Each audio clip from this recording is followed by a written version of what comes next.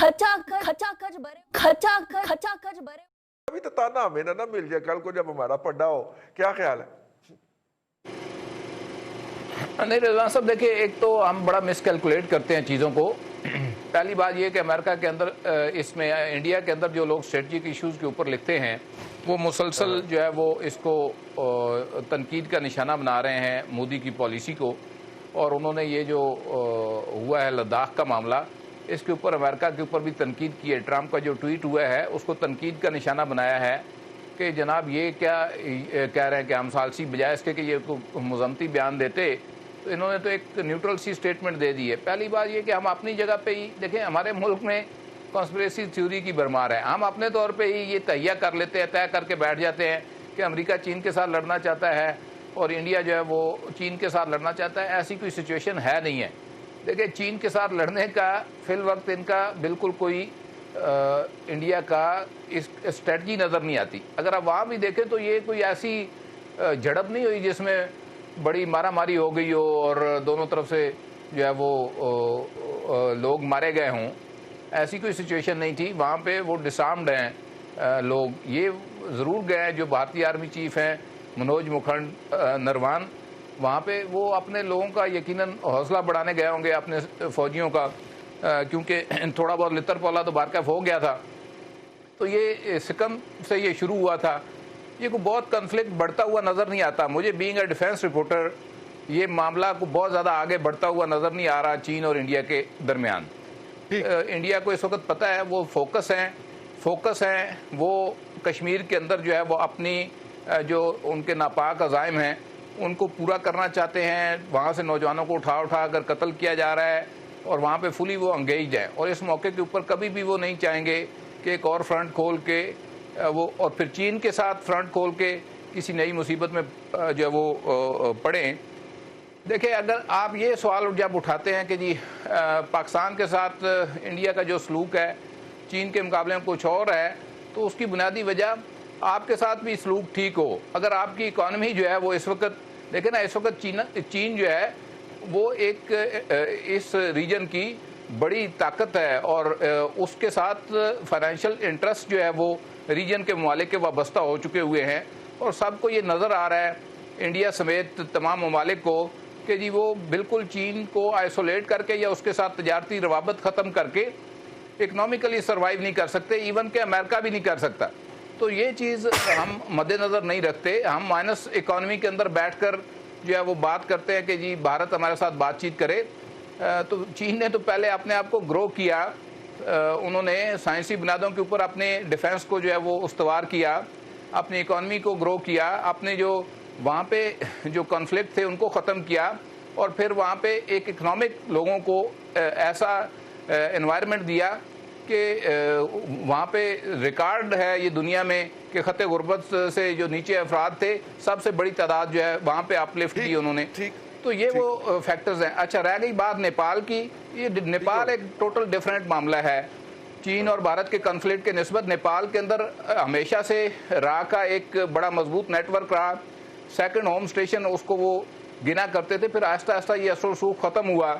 इसमें जो है वो इन्फ्लुएंस कुछ हमारे इदारों ने भी काम किया, खुद चीन ने काम किया और चीन के साथ उनका जो फाइनेंशियल इंटरेस्ट जब से अटैच हुआ और उनको नज़र आ रहा है कि वो चीन के साथ जो है वो लग के अपने मईशत को बेहतर बना सकते हैं, तो उनका एक इंटरेस्ट चेंज हुआ और कुछ भारत से वहाँ पे गलतियाँ हुई उनके तोड़ फोड़ के अंदर या जो लोग वहाँ पे मरवाए गए थे।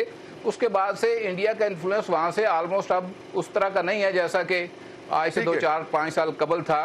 तो वहाँ पे एक बैलेंस पावर या एक इस तरह की लड़ाई ज़रूर इंटेलिजेंस जिसे आप कह सकते हैं प्रॉक्सी वार, वो पहले भी रहती थी, अब भी मौजूद है।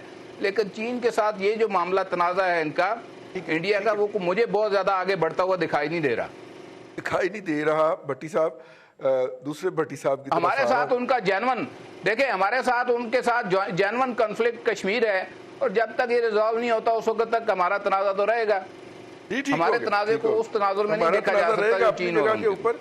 लेकिन असलान भट्टी साहब, आज चाइनीज़ प्रेसिडेंट ने चाइनीज़ फ़ौज को हमले के लिए तैयार रहने का कहा है। चाइनीज़ नॉर्मली ऐसे करते नहीं है, वो बहुत तहम्मुल के साथ बात करते हैं। तो मुमताज़ भट्टी साहब की बात में बड़ा वज़न है, उन्होंने जो बात की है, लेकिन मैंने कहा एक दूसरा पहलू उसका ये भी है कि चाइनीज़ जी जिनपिंग साहब जो हैं वो the most effective and most powerful man of the world है इस वक्त राइट नाउ। दुनिया की 40% इकानमी जो है वो बराह रास्त या बिल वास्ता तौर पे उनके ज़ेर असर है। तो आज उन्होंने कहा है जी जंग के लिए तैयार रहने को। रईस साहब देखें, बात यह है कि बिल्कुल प्रेसिडेंट शी ने आज कहा, मैंने भी पढ़ी है खबर, उन्होंने कहा जी कि अपनी आर्मी जितनी भी फोर्सेस हैं वो तैयार रहें, किसी भी वक्त वो उनको ऑर्डर दे सकते हैं। लेकिन इसकी दूसरा पहलू ये है कि जो भारत है उसको आदत है कि छोटे छोटे पंगे लेने की, हर जगह पंगा ले लेता है। इस दफ़ा उसका जो वास्ता है वो ज़रा पड़ गया बड़े लोगों के साथ। वो अगला ज़्यादा थोड़ा सा उनसे बेहतर इक्विप्ड है, बेहतर लोग हैं, वो बड़ा दादा निकल आया। उन्होंने कहा कि तेरी ऐसी थी तैसी, उन्होंने कुटा। वो शुरू में जब फुटेज आई तो हमने ये लगता था जैसे मक्खियां सी हैं कोई, तो बाद में पता चला कि वो इंडियंस को मार पा रही है और चाइनीज उनको मार रहे हैं। अच्छा। और बाकायदा उन्होंने अच्छे खासी उनकी तवाज़ो की है, उनके मुंह शूँ अच्छी तरह उन्होंने सेंक दिए। हमारे साथ मसला ये है कि हमारे साथ वो बात जो है ना वो करते हैं गोली की ज़ुबान पे, तो हम इसलिए उनको गोली की ज़ुबान में जवाब देते हैं। सीधी सी बात है, उन्होंने कभी हमारे से बात ही नहीं की इस तरह की। और हमारा ये है कि हमारे से पंगा वो इसलिए लेता है कि उनको पता है कि जी ये हमारे तकरीबन बराबर ही हैं, जज्बा हमारा बहुत ज़्यादा उनसे, लेकिन फ़ौज के हिसाब से अगर देखें वज़न तो वो तकरीबन उनका हमारा बराबर ही आ जाता है। तो वो इधर आके थोड़े से जो है वो थोड़े से बदमाश बनने की कोशिश करते हैं, लेकिन उनकी बदमाशी हर दफ़ा हमने निकाली है, अल्लाह के हुक्म से आइंदा भी निकाल देंगे। लेकिन इस दफ़ा जो लद्दाख में जो कुछ उन्होंने किया है वो चाइना के साथ उनको पंगा बहुत महंगा पड़ेगा।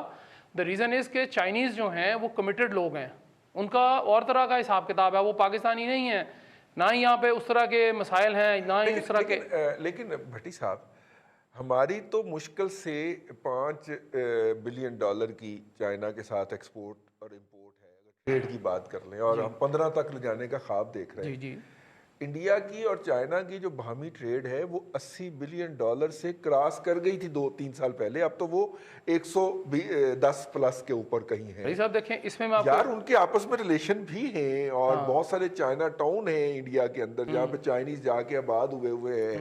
आई मीन अगर इस हवाले से देखा जाए तो उनको तो लड़ना वैसे भी वारा नहीं खाता आपस में। सब इंडिया को वारा नहीं खाएगा कभी भी। मैं आपको बता दूं, चाइना के लिए मसला नहीं है। चाइना तो देखें ना, अगर नेपाल की वो सड़क जो 1 बेल्ट 1 रोड के ऊपर बना रहे हैं, उसको तो एक नई मार्केट मिल रही है वहां से, छोटी जरूर है लेकिन बहुत काफी है, वो उधर कर लेगा। पाकिस्तान के थ्रू ये जो आपका सी पैक है, ये भारत को क्यों खटकता है?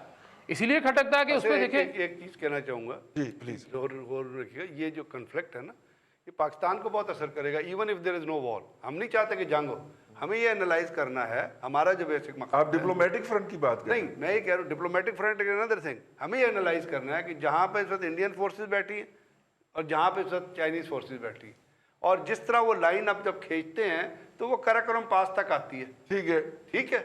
अब जब वहाँ पे चाइनीज उसको क्लेम कर रहे हैं और पेट्रोलिंग कर रहे हैं और इंडियन डिफेंसिव में हैं, तो उसका आउटराइट फायदा हमारी जो फोर्सेस की डिप्लॉयमेंट उसको होता है।